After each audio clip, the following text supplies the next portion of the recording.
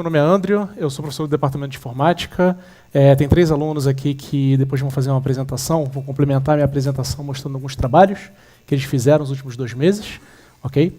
E a ideia central dessa apresentação é principalmente dar uma visão geral da metodologia de aprendizado que a gente tem aplicado desde 2014. Tá? O nome da metodologia se chama Challenge Based Learning, ou CBL. Tá? Você pode escolher como você quer mencionar isso. Né? Basicamente, a gente gosta de utilizar a CBL. E a ideia central... Opa, está diferente. A ideia central é primeiro explicar a ideia dessa metodologia. Bom, para poder explicar essa metodologia, eu decidi trazer aqui um timeline que traz os 3 principais marcos dela. Tá? O primeiro foi em 2008, onde ela foi criada, de fato, e o foco central foi identificar princípios essenciais para oferecer um ambiente de aprendizado para os novos profissionais do século XXI. Tá? Então, a Apple, que foi responsável por criar essa metodologia, em 2008 ela veio com essa motivação para identificar que habilidades eram necessárias para esse novo profissional. Em 2009 e 2011, basicamente, foram feitos 2 estudos bem detalhados para poder identificar qual seria o impacto dessa metodologia em relação tanto a alunos como professores.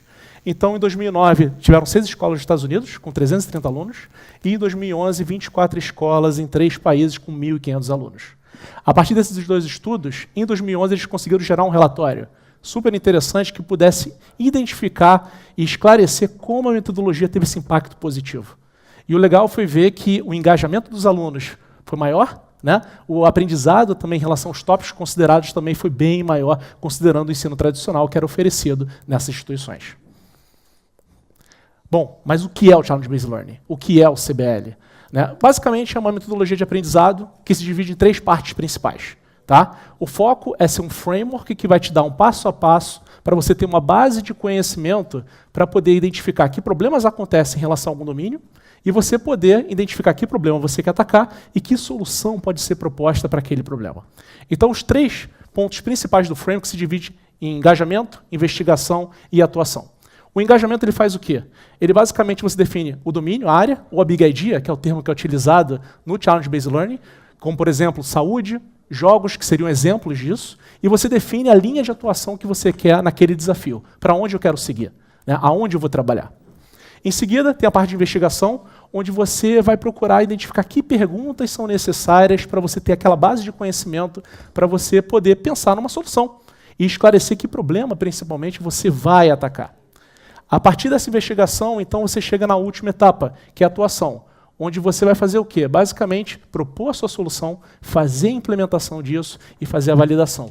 Ou seja, garantir que o produto que vai ser gerado vai chegar na mão do usuário final com aquela qualidade que você espera. Bom, fazendo link com a PUC, desde 2014, a gente tem oferecido programas educacionais e a gente tem aplicado essa metodologia. Um grande desafio, quando a gente começou a pensar a aplicar essa metodologia, foi trazendo um contexto que a gente não tinha visto desde então, que era basicamente oferecer essa metodologia, aplicar a metodologia para que alunos de diferentes áreas, não importa se era computação, engenharia, mas também design, publicidade, qualquer outra área, pudessem aprender a programar. E pudessem trabalhar juntos, num grupo multidisciplinar, pensando juntos que solução poderia ser oferecida, né, para impactar a vida das pessoas. Então imagina só, né, você poder trabalhar num ambiente onde pessoas de diferentes perfis pudessem pensar juntas o que diferente pode ser feito de novo, para poder impactar a vida das pessoas. Então esse foi o grande desafio e a inovação que a gente quis trazer aplicando essa metodologia aqui no contexto da PUC. Os resultados acho que são importantes, a gente entender um pouco do que foi feito. A gente tem atualmente mais de 90 aplicativos publicados no Apple Store, mais de 180 participantes de diferentes cursos aprenderam a programar. Então sim, a gente tem alunos que não são da área de exatas e programam. Tá? Todo mundo é capaz de fazer e aprender, basta ter engajamento e força de vontade. E, para poder ilustrar isso, eu tenho o prazer de ter 3 alunos aqui, 3 participantes, né, que vão explicar um pouquinho dos trabalhos que foram feitos. E a primeira a falar vai ser a Bruna, que é da área de design. Como a gente pode ver, então, o CBL ele é muito importante para ilustrar esse processo, esse caminho para chegar em soluções que façam sentido dentro de determinado contexto. E isso sempre foi muito incentivado pelo programa. Eu e meu grupo, por exemplo, nós começamos com a Big Idea do Rio de Janeiro. Fizemos um recorte dentro da saúde pública, e dentro da saúde pública nós entendemos que a gente precisava entender um pouco daquele contexto, conversar com as pessoas que vivenciaram aquilo. Então, nós fomos aqui no posto de saúde Píndaro de Carvalho, aqui na Gávea, e acompanhamos o dia a dia dos farmacêuticos e farmacêuticas do local, sua relação com os pacientes e com o estoque.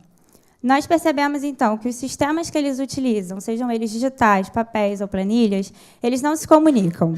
A melhor solução para eles atualmente é uma planilha do Google Drive, compartilhada com todo o município e que fica em outro espaço físico que não o estoque. Pensando nisso, então, eu e minha equipe, nós criamos o Farmalist. O Farmalist ele é um app que puxa desta planilha todas as informações de medicamento, criando uma lista que você pode acessar em mãos. Nessa lista, você pode adicionar um novo medicamento manualmente ou por meio de escaneamento de código de barra de uma nova caixa, de um novo lote, de um novo pedido. Esse app também te notifica sobre os medicamentos que estão para vencer, permitindo um maior controle de data de validade e evitando desperdícios. A gente percebe, assim, então, o quão o CBL ajuda num processo de projeto. Eu vou chamar agora o Matheus, que ele é de Engenharia da Computação. Eu e meu grupo escolhemos a temática da educação porque nós percebemos que, não só no Rio de Janeiro, mas no Brasil inteiro, existem diversos problemas relacionados a isso. Então, nós fizemos diversas pesquisas e entrevistas e descobrimos que uma ótima forma de ensinar é utilizar os locais em que as pessoas estudam, trabalham ou passeiam para passar o conhecimento. Então, a partir disso, surgiu o Life Explorer, que é um aplicativo que utiliza um mapa com pontos marcados por pergaminhos, que são áreas descobertas, que a pessoa tem que ir até esses lugares e lá haverá um QR Code que ela pode escanear por meio do app e, a partir disso, ela obtém informações por meio de infográficos, que são formas divertidas de passar essas informações. Elas ficam marcadas por bandeiras no mapa e ela pode acessar novamente as informações por meio de um histórico de descobertas. Inicialmente, a gente aplicou o projeto na PUC, porque dia 27 teve o PUC por um dia, que foi um evento que trouxe diversos alunos do ensino médio para a PUC e possibilitou assim, que a gente conseguisse testar o nosso aplicativo com pessoas, usuários reais. O projeto tem muita possibilidade de expansão, ele pode ser aplicado em locais turísticos, como, por exemplo, parques, outras universidades ou até empresas. Um outro projeto que tem muita possibilidade de expansão é o da Jéssica, que é da área de comunicação. Refletindo sobre a educação política no nosso país, meu grupo identificou um problema que afeta diretamente a nossa democracia. Eu acredito que todo mundo aqui que tem aquele famoso grupo da família no WhatsApp ou tem aqueles amigos que são um pouco engajados demais politicamente no Facebook, já se irritaram, já tiveram que lidar com o compartilhamento de notícias falsas.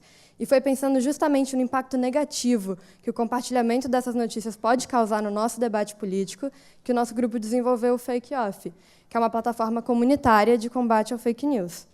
No Fake Off, o usuário pode tanto reportar uma notícia que ele considera falsa ou suspeita, como ele pode consultar o nosso feed, onde ele vai poder ver notícias reportadas por outros usuários, ver qual foi a apuração dessa notícia até o momento e também, em comunidade, contribuir para essa apuração. Com isso, a gente conseguiu solucionar esse problema de identificar as notícias falsas e verdadeiras, mas faltou uma parte muito mais importante, que é o combate ao compartilhamento, que ele acontece de forma muito desenfreada e agravou o problema das fake news com a era digital, das redes sociais, sobretudo. E foi assim que surgiu a terceira funcionalidade do aplicativo, que é um sistema que notifica o usuário do Fake Off toda vez que ele compartilha uma notícia falsa no Facebook. Assim, ele pode apagar aquela publicação e afetar um menor número de pessoas. O Fake Off, portanto, ele cria um ciclo de engajamento e ação para o usuário dentro de uma comunidade, onde, através dessa comunidade, ele consegue construir um senso crítico que vai melhorar a forma como ele lida com o excesso de informação e o compartilhamento de notícias falsas. Bom, falando agora sobre esse projeto como um todo, foi muito incrível para a gente estar aqui. Eu que sou de comunicação, a Bruna que é de design, a gente entrou aqui 2 meses atrás, sem saber uma linha de código, então é muito gratificante estar aqui apresentando para vocês isso que a gente desenvolveu. E, sobretudo, o que ajudou muito foi o que o Andrew comentou, desse ambiente que vocês podem ver, que é muito extrovertido e é multidisciplinar. Então, por exemplo, a gente teve contato com pessoas como o Matheus, que é de Engenharia da Computação. Ele participou, inclusive, de outros projetos de inovação aqui na PUC. E esse processo todo é muito enriquecedor. E foi através da própria metodologia do CBL que isso tudo foi possível. Então, a gente tem muito a agradecer. Eu espero que vocês tenham gostado tanto quanto a gente. E muito obrigada pela atenção.